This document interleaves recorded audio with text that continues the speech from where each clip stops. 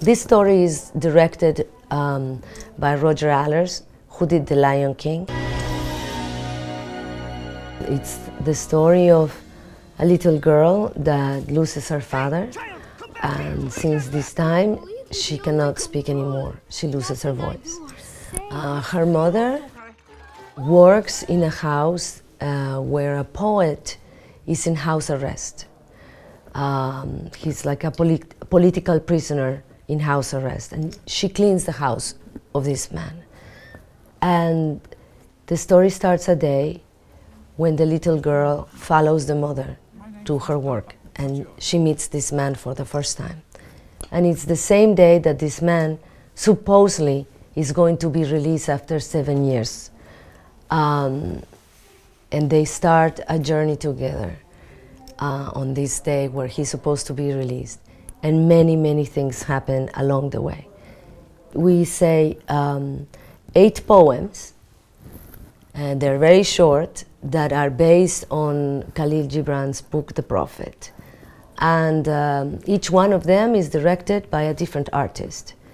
Each one of the artists comes from a different background, different religion, different ages, different countries. And each one of them had absolute freedom for interpretation of the words of Khalil Gibran.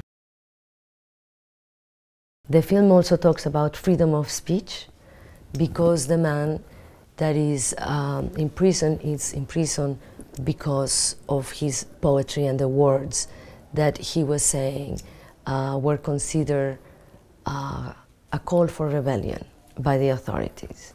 So it's about freedom of speech, and it's also about tolerance, because there is a lot of this theme in all of the writings of Khalil Gibran. And then it individually analyzes many aspects that are quite lovely about being a human being and the challenges that come with it.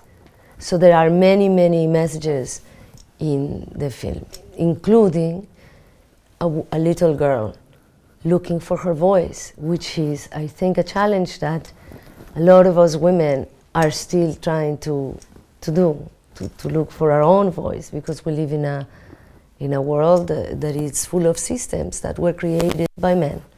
And sometimes, in order to operate inside of them, you have to speak what would work inside of them, but is it really our own voice?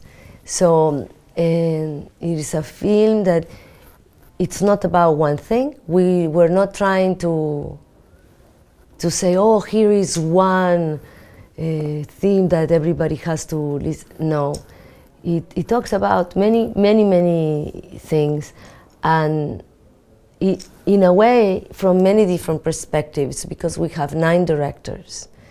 So we are hoping not to manipulate any opinion in the audience, but to provide an experience through watching the film where, at the same time that they are entertained, within the film they have little moments that are not to escape their lives, but that are to go inside themselves. So they're little private moments for the audience. This book has been a very special book. It's been, it's sold more than 120 million copies around the world. It's a philosophy book, however, is embraced by every religion. It's not a religious book, but it's a philosophy book that somehow has been accepted by all or most of the religions. And I think it's because it talks about the simple things that bind us together in humanity, like love, or parenthood, or death, or eating and drinking, or talking. But somehow he finds a way to see the beauty in it and finds inspiration in all the simple things in life, Khalil Gibran. And this is what we try to rescue with the film. I play Camila, who is a single mother because her husband died, who has to raise a child that is very problematic, and it's not very liked in the town. she's problematic since the father died, and she's not dealing well with death. And Camila has to work very hard to provide for this child, and she's a little bit lost because she doesn't know how to connect with the child. She feels completely disconnected. I think that this is a conflict that many women experience today, especially when they have to work and they don't have as much time to spend with the children. And I think it touches the problematic of a woman that is a single mother. And this is also something that is very contemporary. It's wonderful to remember this writer who was Lebanese, and that it's, in some polls, it comes as the second most read book in history after the Bible. He doesn't talk about religion, he talks about philosophy, but somehow his philosophy brings the world together. He wrote the book in 1923, and already then he was talking about equality between men and women.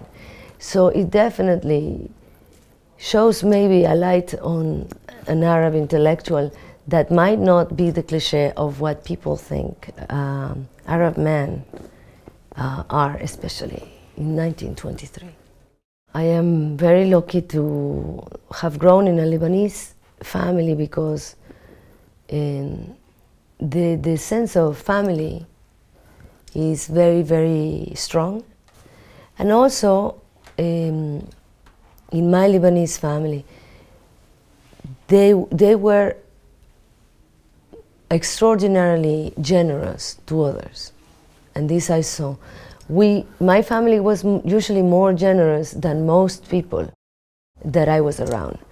I noticed this already as a little girl, especially my father. Maybe sometimes too much. And we were a Christian Lebanese family. My father always taught me to treat everyone the same, no matter who they were. And this was something very important to him. And he taught me the meaning of loyalty. It was very important to him. And friendship and family. And so I feel very lucky that I was able to grow up in a family like this.